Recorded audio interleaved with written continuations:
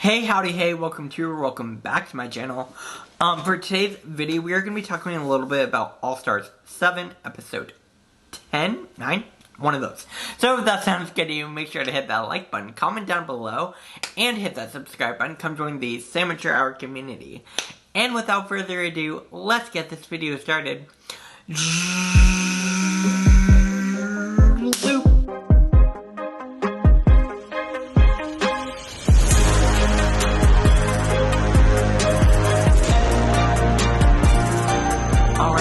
So there are a few things I want to talk about with this episode. Obviously, I didn't do my full review when I had planned on it, but we are back and better than ever. I don't know what that was, but let's go. Alright, first things first. I want to cover the fact that Solomon Georgia was the guest coach during the preview part, sure. And I think he was a great coach for a comedy challenge. I think he did phenomenal. Him and Ross Matthews, I'm going to be putting pictures here, were great, right? Hear me out here. I don't know if this is a hot take. Solomon Georgia should have been the guest judge. Should have been the guest judge. I'm happy Ronan Farrow was there. Perfectly happy, sure. I personally think Solomon Georgia should have been the guest judge. I feel like that would have been a more appropriate choice, if you will. Someone who's actually a comedian. So that judging a comedy challenge, having a comedian, it makes sense, right? So that's my hot take. I don't know if it's actually that hard of a take, but it's my take. I do also want to just talk about how hilarious this roast was. We are going to go ahead and get right on into it. Obviously, Ronan Farrow was the guest judge. Work. Cool. I also do want to talk about RuPaul's look. I really like this look. I will say it's not my favorite look, though. I don't know if y'all noticed this, or if you've seen the RuPaul's Drag Race video, or not video game, but app, the game, virtual phone game? Sure, phone games. This is the look that RuPaul is wearing for all those advertisements for the game. So it's interesting to get to see that look in the episode. See when she filmed it and when she did all the things. So we're going to talk about this roast. Obviously it was the Kennedy Davenport Center Honors Hall of Shade, where they were roasting each other. And each roast, it's all with probably about a minute of what they showed. According to the things online, we will be discussing those as well. Each queen was doing a roast for about 10 or so minutes. And I really wish World of Wonder would release the unedited version. Because I personally would love to see that. I think this was an amazing roast, and I would love to see the full 10 minutes of all of these queens doing what they do. I think it would be hilarious, and I would love that. I also do want to give a shout out to Wintergreen. Wintergreen looked gorgeous. I am curious to see who did Wintergreen's makeup, because obviously Peppermint's not there to do her makeup, so I don't know who did it, but it looks good. It looks pretty good. It looks good. Yeah. I would have loved to see Kennedy Davenport come in for this, because it is the Kennedy Davenport Center, you know, motif? Sure.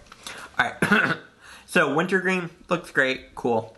Alright, first roaster was Raja, and I thought Raja was hilarious. I thought Raja did a phenomenal job. I love this joke about Kay with, the Vivian. I thought that was great. The RuPaul joke with the cave handprint was cute. I think Raja did a really great job, and she really delivered. She was definitely in the top for me. And shout out to Raja for doing a great job. Really, really great job. Honestly, Raja has been slaying the comedy challenges, which has been so refreshing, because I feel like so many people think of Raja solely as the fashion queen, right? But Raja can do everything. If we are being real here, Raja can do it all, and Raja was hilarious, and I love Raja, and I'm enjoying seeing her on the show. She may not win, but, like she said, she is getting a whole lot of fans, and I love to see that. I love to see that. I think Raja's doing phenomenal. Next, we had Evelyn Oddly. Alright, so this was one of the ones I kind of want to talk about. Because apparently, during the roast when she was talking about Trinity, she referred to Trinity as She-Devil by Night, which is hilarious. And I love the fact that people were addressing this, right? And including in roast, like, iconic, right? Iconic behavior. However, World of Wonder decided to edit that part out. And it makes me wonder what else they might have edited out throughout the season. Because I also heard rumors that there were allegedly discussions about the She-Devil by Night situation. If you do not know what that is, it is of course, the Trinity the Tuck Reddit situation. And I would have loved to see Trinity address this. Because Trinity, I feel like, hasn't fully addressed it. And I would love to see her address it. Again, my guess is it's probably that she probably explained it fairly well for Evie to make a joke about it during a roast challenge. I would assume at that point, again, maybe I'm making incorrect assumptions here, but I would assume that Trinity probably explained it and they came to a mutual understanding or something along those lines. Because I highly doubt that Evie would be making a She-Devil by Night joke without having that conversation, you know? I don't see that as something Evie would do. Maybe I'm speculating too much here, but I would have loved to see that. I would love to be a fly on the wall during this production, because apparently there's a lot of behind-the-scenes drama that I would have loved to see. Love to see. I want to know all the tea, you know? So if there is any tea that you happen to know, feel free to DM me, by the way. Twitter, Instagram, either of the above. Same at your hour. You hit me up in the inbox. Send me all the tea. I'd love to hear it. So, Evie, overall, I thought did a really great job. The Jinx joke was hilarious with the hairline. Loved that one. Yeah. I thought Evie did great. Really, really fun job. Fun job? Good job. Sure. Next, we have Shea Coulee. I really like the the little tiny bitch joke about Jada. I thought that was cute. I will say Shea was a little bit slower with her delivery. Maybe that was just the character choice she was doing. I'm not quite sure. But it is what it is. Next, we get Jinx Monsoon, who delivered what I will say is one of the funniest roasts I have seen on Drag Race. I thought this was phenomenal.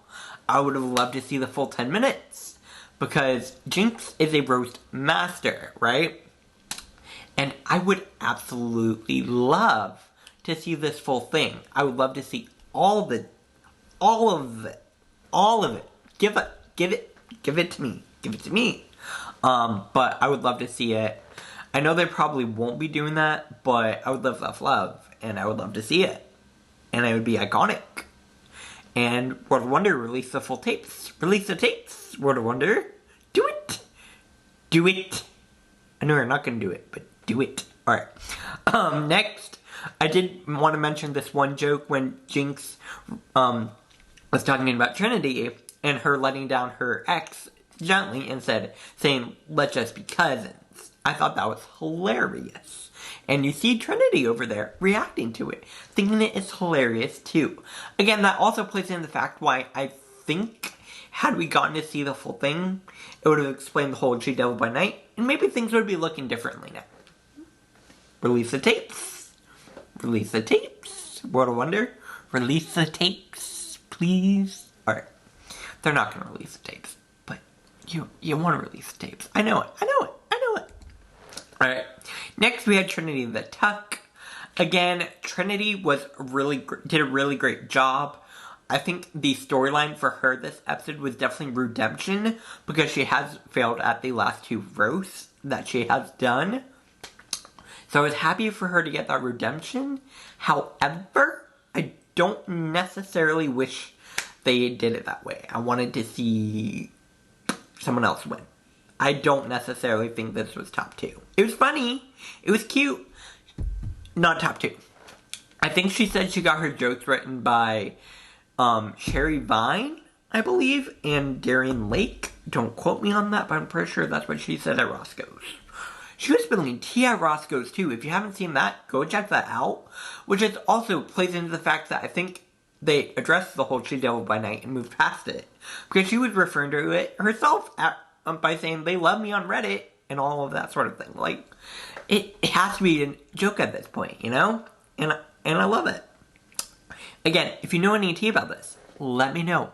Instagram and Twitter, Sandwich Hour. Find me there. Feel free to DM me. Anything you want. Anything.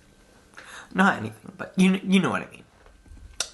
Next, we get Monet Exchange. I love Monet. Monet's one of my favorites.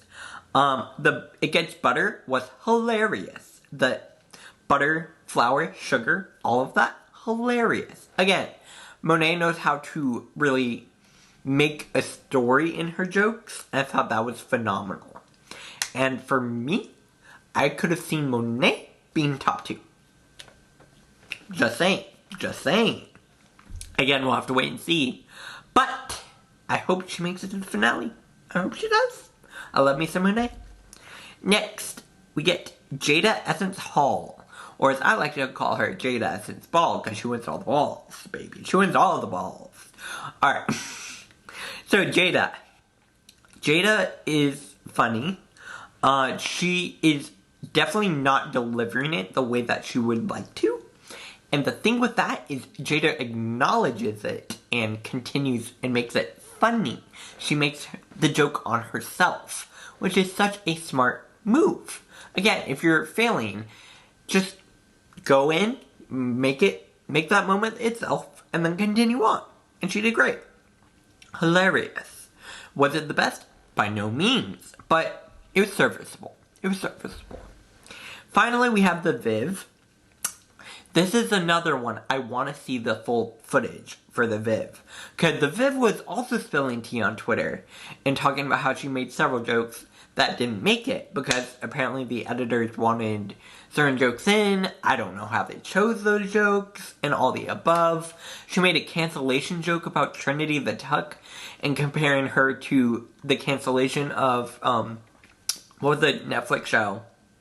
Why is my brain not working right now? The RuPaul Netflix show.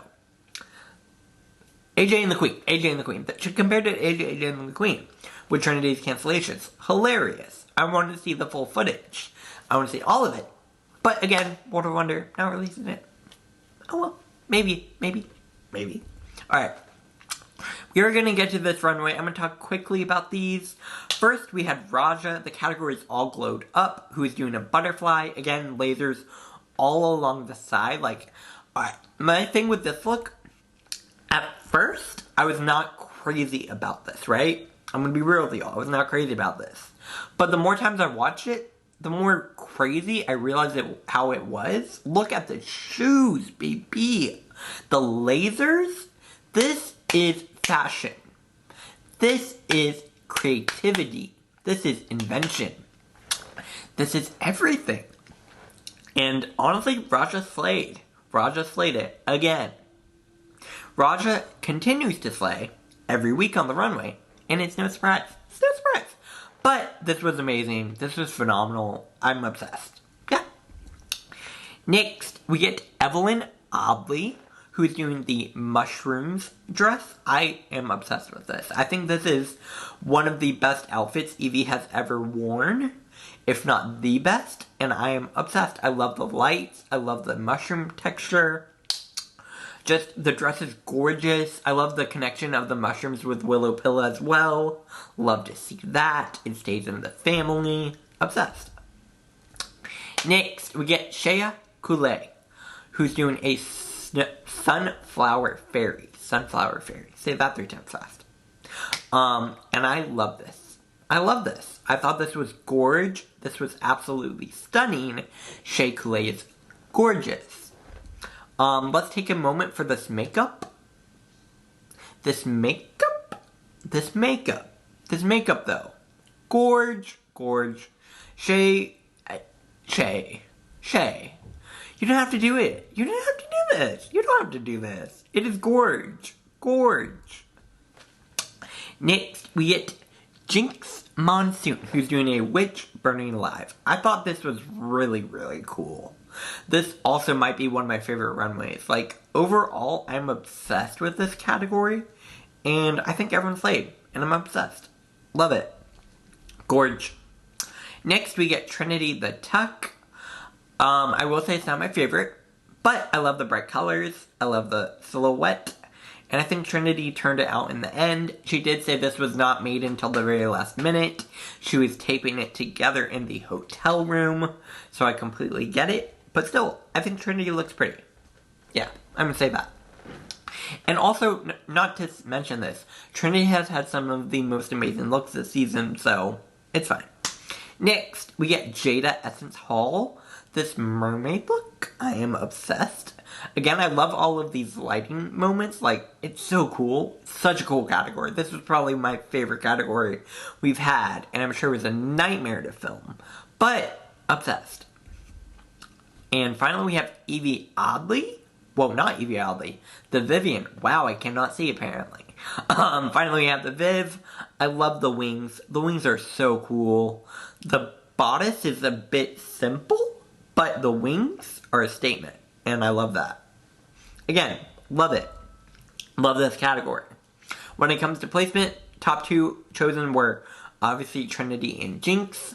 When it comes to the lip sync, Kings and Queens by Ava Max. This was probably one of the worst lip syncs I've seen in a while. I wish it was a different top two. And yeah, that's where I'm going to leave it there. Overall, Jinx won. Congrats. No one got blocked. Next week is the talent show, where there might be a twist. There might be a twist. There might be a twist. Just saying. Don't say I didn't warn you. But we will have to wait and see what happens with that. We also have Canada's Drag Race airing right now. There's a lot. Let me know what you would like to see on the channel and all the above. Like I said, this wasn't going to be a super in-depth review, but I wanted to talk about it a little bit. So let me know what you think about all of this down below in the comment section. Make sure to like this video if you liked it. Share it on social media. Share it with your friends, your family, your enemies, every single person you know. Get this channel growing even more. And I will be back here later with another video. Bye, y'all.